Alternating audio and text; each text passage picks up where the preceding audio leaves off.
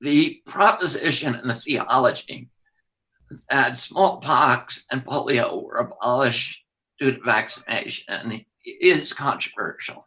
That is not a proposition that is universally accepted. And if you notice, all the infectious diseases, whether it was scurvy or tuberculosis, for which there were no vaccines, along with peripheral fever and diphtheria and pertussis and measles, all disappeared at the same time without vaccination. Now, CDC actually examined that because it became such a part of the orthodoxy of vaccines that the idea that smallpox and polio were abolished because of vaccines and these other diseases. They did, John Hopkins and CDC in 2000 did a comprehensive study of that proposition. The study was published in Pediatrics, which is the journal for the American Association of Pediatrics, which is kind of a readout, a fortification for vaccine orthodoxy. So it's in a publication very, very friendly and supportive of vaccination. For people who want to look up the study, the lead author is Guyer, Guier.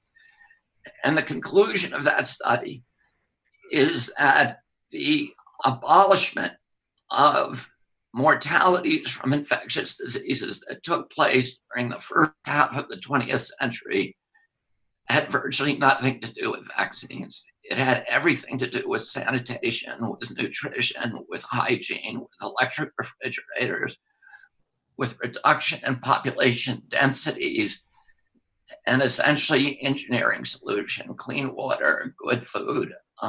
And that was, and actually there was a guy called Edward Cass, who was the head of Harvard Medical School at that time, who gave a very, very famous speech in which he warned that people who were promoting vaccines and other technologies would try to take credit for those reductions in mortalities from infectious disease. And he said, beware of them, because they'll try to monitor that, they'll try to monetize them and use that to increase their power and their prestige. So it's something that you might look at. Again, it's called Guyer, Guier. I agree with you. There was tremendous faith in vaccination during that period. But when you grew up, I grew up, Alan, we had 3 vaccines, and all of them were deemed as necessary. There were feared diseases. Today's kids have to take 72 vaccines, 72 doses of 16 vaccines in order to stay in school. And that explosion of new vaccination came in 1989, right after the passage of VICA, Vaccine Act.